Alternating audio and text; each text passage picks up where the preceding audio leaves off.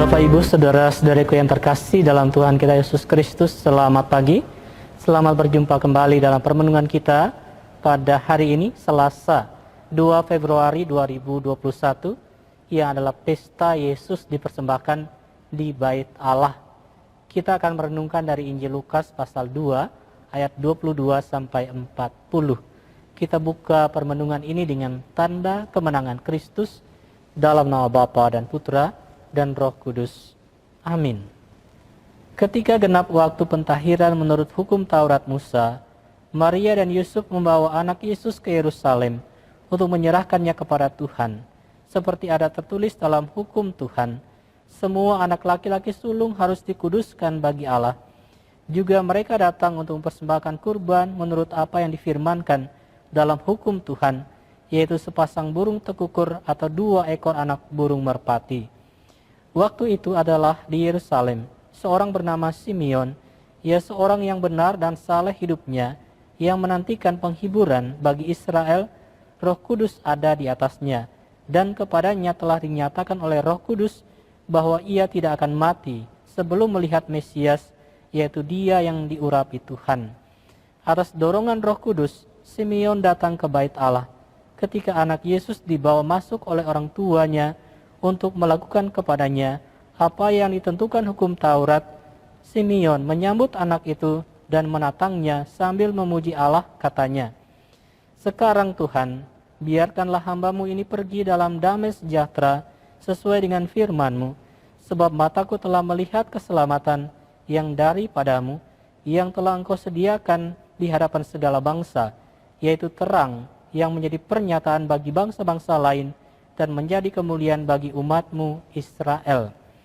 Yusuf dan Maria amat heran akan segala sesuatu yang dikatakan tentang anak Yesus. Lalu Simeon memberkati mereka dan berkata kepada Maria, ibu anak itu, "Sesungguhnya anak ini ditentukan untuk menjatuhkan atau membangkitkan banyak orang di Israel, dan untuk menjadi suatu tanda yang menimbulkan perbantahan, dan suatu pedang akan menembus jiwamu sendiri, supaya menjadi nyata pikiran hati banyak orang." Ada juga di situ seorang nabi perempuan, anak Fanuel, dari suku Asyer, namanya Hana. Ia sudah sangat lanjut umurnya. Sesudah menikah, ia hidup 7 tahun bersama suaminya, dan sekarang ia sudah janda, berumur 84 tahun. Ia tidak pernah meninggalkan Bait Allah, dan siang malam beribadah dengan berpuasa dan berdoa. Pada saat anak Yesus dipersembahkan di Bait Allah, Hana pun datang ke Bait Allah dan bersyukur kepada Allah serta berbicara tentang anak Yesus kepada semua orang yang menantikan kelepasan untuk Yerusalem. Setelah menyelesaikan semua yang harus dilakukan menurut hukum Tuhan, kembalilah Maria dan Yusuf serta anak Yesus ke kota kediamannya, yaitu Nazaret di Galilea. Anak itu bertambah besar dan menjadi kuat, penuh hikmat dan kasih karunia Allah ada padanya. Demikianlah Injil Tuhan. Terpujilah Kristus. Bapak, Ibu, Saudara-saudariku yang terkasih dalam Tuhan kita Yesus Kristus, 40 hari sesudah Hari Raya Natal atau setiap tanggal 2 Februari, gereja merayakan pesta Yesus dipersembahkan di Bait Allah. Keluarga kudus Nazaret, Maria dan Yusuf membawa Yesus ke Yerusalem untuk menyerahkannya kepada Tuhan.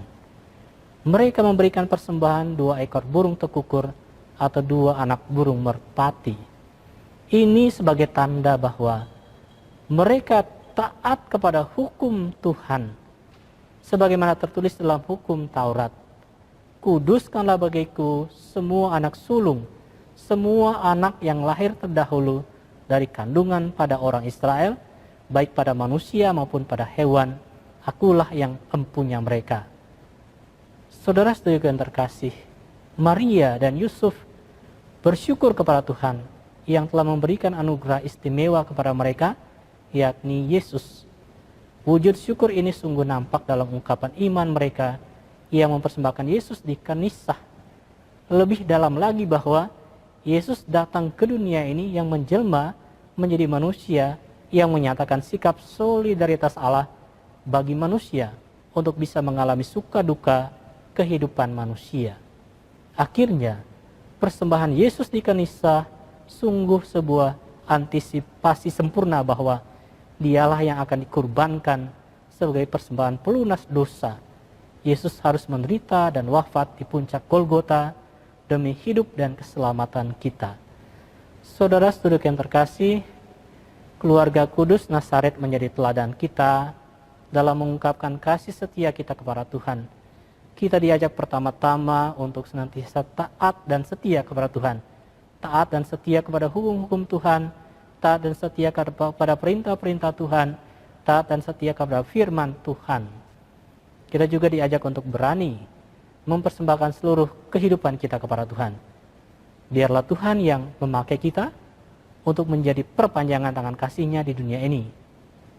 Marilah kita memberikan diri kita untuk segala karya dan kebaikan-kebaikan yang Tuhan kehendaki untuk kita laksanakan.